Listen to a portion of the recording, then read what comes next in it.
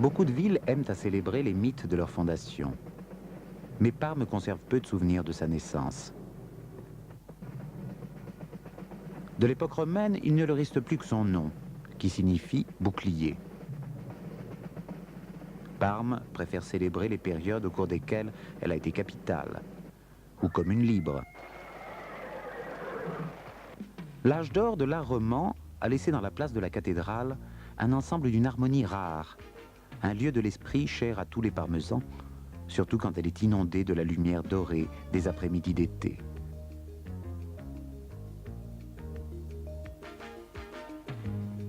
Ou quand elle se transforme en décor d'importants spectacles.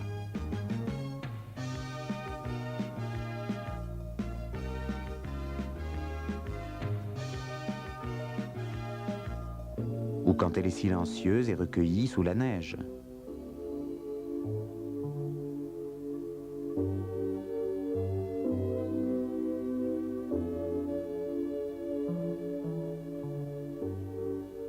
La cathédrale, consacrée en 1106, a été achevée au cours du XIIe siècle. Son architecture révèle l'influence de modèles romans créés de l'autre côté des Alpes. On attribue sa façade à Benedetto Antelami, sculpteur et architecte, qui la termina en 1178, année où il met la dernière main au bas-relief de sa célèbre déposition. Le baptistère, lui aussi, fut sculpté par Antelami, qui en dessina le projet. La signature de l'artiste en témoigne. Les bas-reliefs antélamiques des portails et des lunettes, et, à l'intérieur, les statues des 12 mois de l'année sont connues dans le monde entier. Les décorations originales de la coupole et des murs présentent de remarquables fresques de goût byzantin de la deuxième moitié du XIIIe siècle.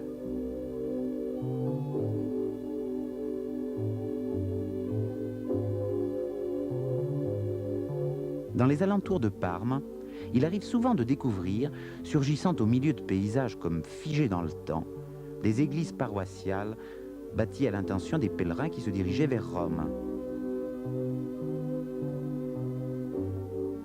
Aujourd'hui, comme autrefois, elles sont baignées de silence, elles invitent au repos et à la méditation. Méditation qui peut se muer en terreur face à des bas-reliefs qui évoquent de sinistres légendes de pécheurs, de châtiments éternels. La cathédrale de Fidenza occupe une place d'exception par la complexité de son architecture, la beauté de sa structure et de sa décoration. Il s'agit là de la toute dernière réalisation de Benedetto Antelami.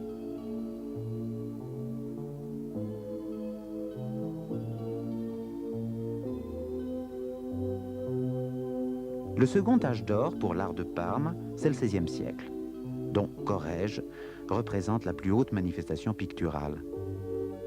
C'est à Parme que sont réunis ses plus beaux tableaux. Et c'est à Parme que l'on trouve ses fresques les plus importantes. Dans l'ancien monastère de San Paolo, la salle à manger de la mère abbesse, que Corrège peignit à l'âge de 30 ans, est sans doute la plus délicieuse de ses décorations.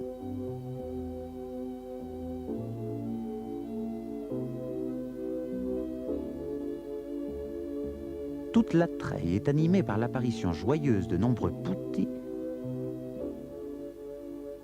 par leur jeu, par leur extraordinaire spontanéité. À Saint Jean évangéliste, l'ultime vision religieuse du saint suggère à Corrège l'idée de représenter le Christ qui descend d'une nuée peuplée de chérubins couleur de l'air, vers le cercle des 11 apôtres, dont la foi n'édulcore ni la santé ni la vigueur physique.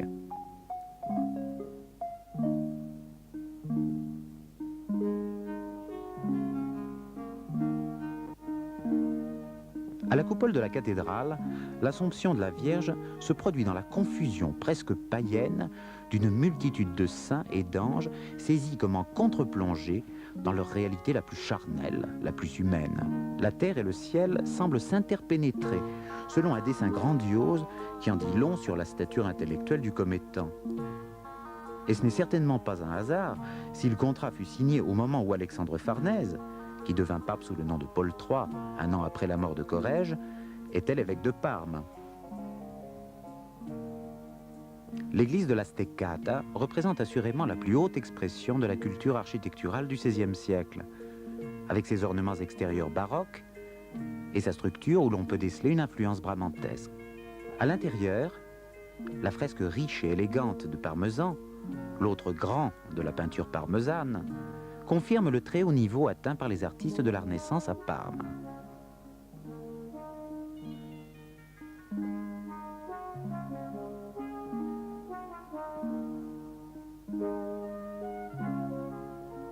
Au moment même où cette culture était en plein essor, en 1545, le pape Paul III Farnèse sépare le territoire de Parme des États pontificaux et le donne à son fils comme duché. Ainsi Parme devient-elle la capitale du duché farnésien. Pendant presque 2 siècles, les Farnèses enrichissent le patrimoine artistique de la ville.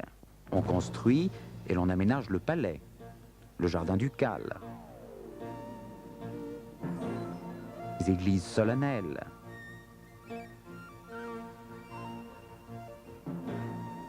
le palais massif de la Pilote, conçu pour abriter les services de la cour et demeurer inachevé. Aujourd'hui, la Pilote est le siège de différents musées, de l'ancienne bibliothèque palatine, de la remarquable collection de tableaux de la Galerie nationale.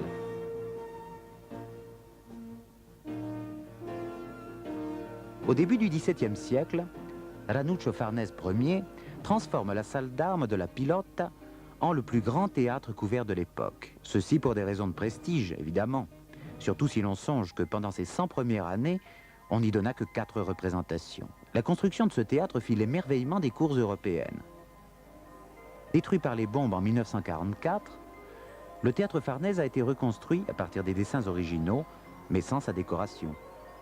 Ce qui ne diminue en rien le charme de ce vaisseau magique fait de bois de carton-pâte et destiné à voguer sur l'océan de l'éphémère.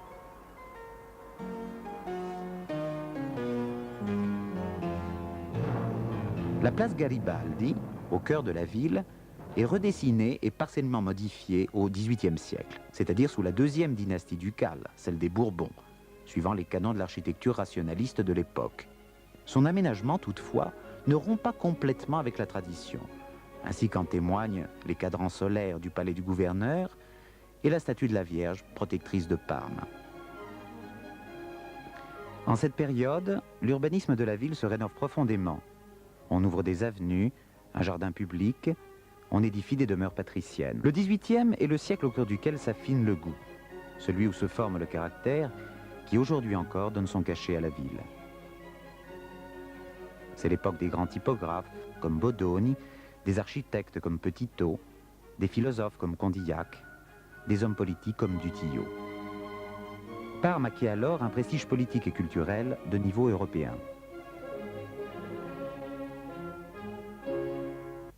Les Bourbons restent sur le trône de 1737 jusqu'à l'avènement de l'unité de l'Italie, avec la longue parenthèse de la domination napoléonienne et de la souveraineté viagère que le Congrès de Vienne, en 1815, assigna à la femme de Napoléon, Marie-Louise d'Autriche. Marie-Louise est la duchesse la plus aimée des Parmesans. Il lui attribue le meilleur gouvernement que la ville ait jamais connu.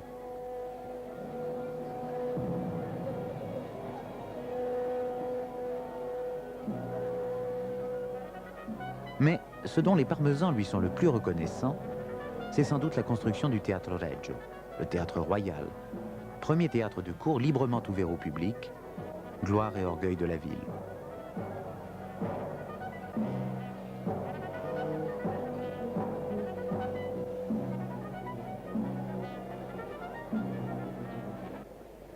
C'est le théâtre où Verdi connut Giuseppina Strepponi, le théâtre où revivent ponctuellement ses œuvres, le théâtre où accourent nombreux un public exigeant, attentif, capable de s'identifier avec les vraies passions de personnages de fiction. Au lendemain de chaque représentation, la Gazzetta di Parma, le quotidien, dit-on, le plus ancien d'Italie, ouvre ses colonnes aux commentaires des spectateurs et en répand l'écho, exactement comme du vivant de Verdi, ou comme à l'époque où ses œuvres étaient dirigées par un autre parmesan illustre et destiné à monter sur les scènes les plus prestigieuses du monde, Toscanini. Parme dédie son orchestre à Toscanini et à Verdi tous ses souvenirs. Pour Parme, Verdi habite encore ici. Ce ciel est encore son toit natal. Ses airs remplissent les rues comme des chansons populaires.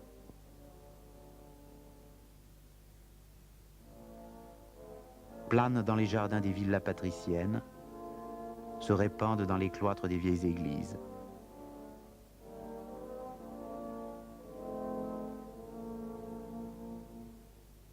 Explosent dans les concerts publics donnés en plein air.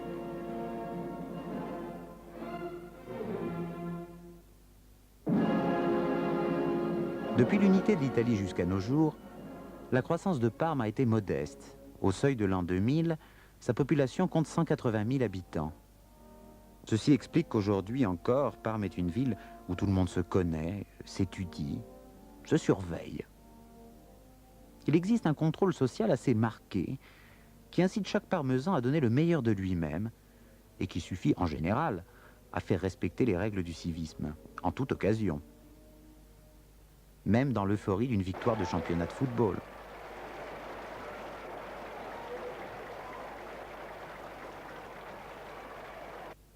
La rivière Parma s'étire dans son lit large et plat, souvent à sec, qui assure à la ville un bel espace aéré et lumineux. Le long de sa rive orientale, on trouve la promenade du Lungo Parma, avec ses 7 ponts, et le souvenir de combien d'amour.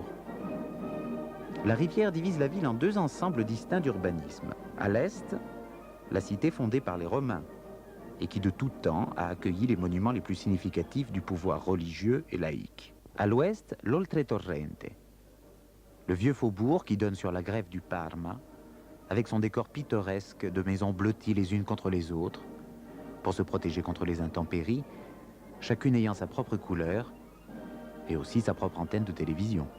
Ici, la vie déborde sur des balcons surchargés, dans les rues bondées, dans les vieux bistrots.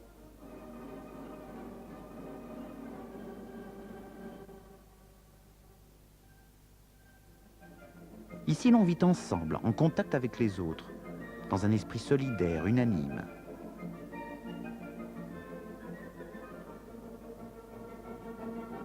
Ici, à l'Oltretorrente, se trouve le bastion de la spontanéité populaire et dialectale.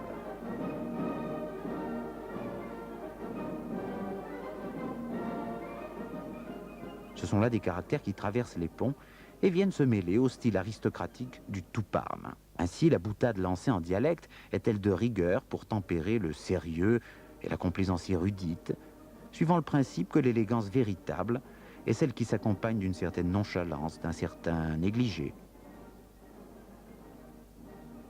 Le parmesan cultivé prend plaisir à se montrer authentique, de même que le parmesan authentique prend plaisir à se montrer cultivé. Parme est le siège d'une université qui compte parmi les plus anciennes d'Europe. Elle possède en outre un conservatoire prestigieux et elle peut s'enorgueillir d'avoir un théâtre d'avant-garde très dynamique, le Teatro Due. Avec ses 30 librairies, Parme est une ville dont la population lit en moyenne 2 fois plus qu'on ne lit dans le reste de l'Italie.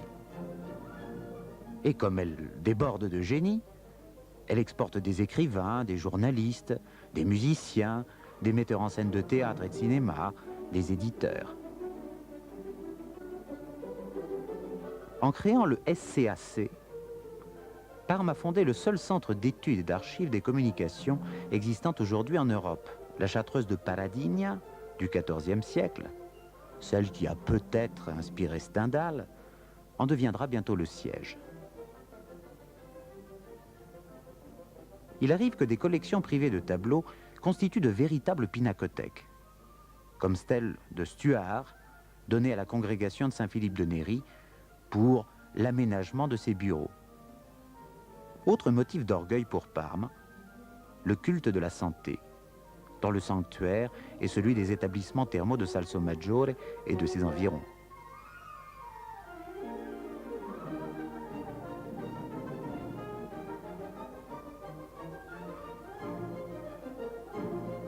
En ville, la bicyclette est à la mode.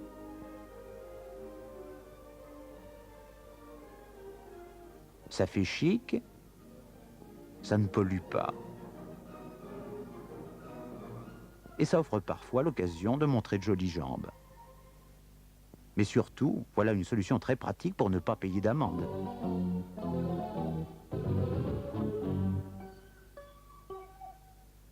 Les bicyclettes se font un peu plus rares en hiver. Quand le brouillard estompe les couleurs des façades, quand la neige tombe silencieusement, et quand le Teatro Regio inaugure sa saison lyrique.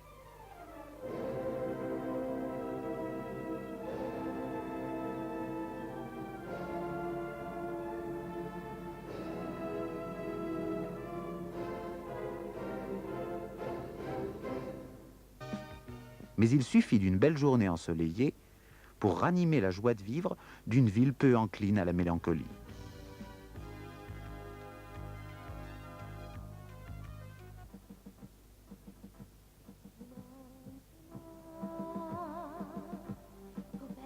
Le soir, on dîne volontiers dehors, pour parler affaires, ou tout simplement pour le plaisir de passer un moment en compagnie. Mieux encore si le lieu de rencontre est central, sympathique, et si l'on peut y écouter de la bonne musique.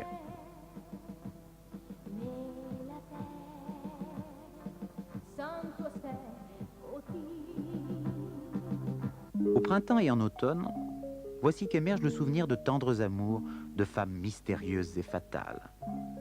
Châtelaine de châteaux jamais effleurés par la guerre. Bianca, qui reçut en gage d'amour courtois le château de Torre-Chiara.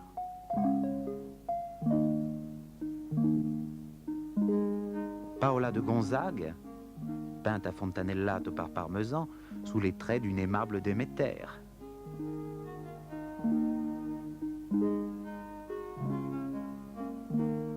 Marie-Louise, qui, veuve de Napoléon, sent naître en elle un nouvel amour pour le comte de Neiberg dans le cadre du château de Colorno. Les magasins regorgent d'articles de goût, d'élégance.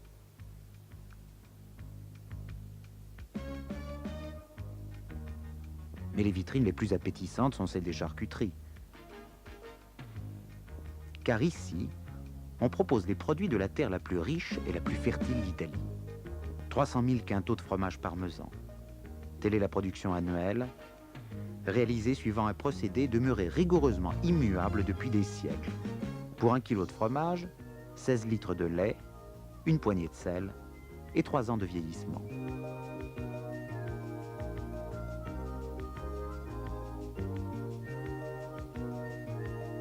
L'affinage, assuré par les robots, n'altère en rien le caractère artisanal et original du parmesan.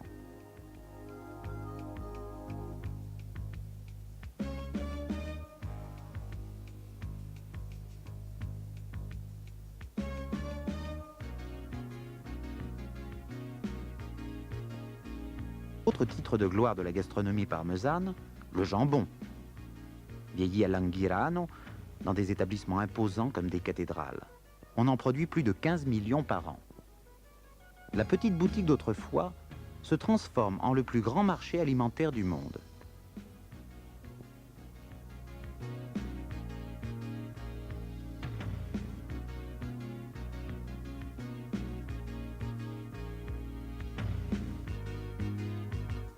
Le quartier de la foire de Parme, avec Cibus, Tecnocibus, Tecnoconserve, Agricoltura 2000, Menu Italia, devient un supermarché international fréquenté par les industriels et les opérateurs du secteur, et aussi le public.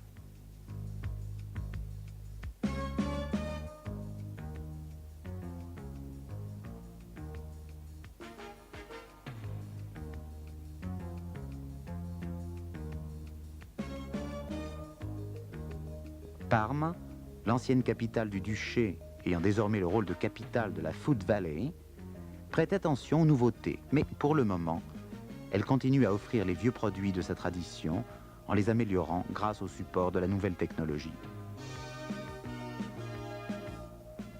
Parme, ville d'art, Parme, ville de la musique, Parme qui aime la bonne chère et la bonne compagnie. Parme, l'ancien bouclier romain, le nom guerrier d'une ville qui au contraire vous charme, le sourire aux lèvres.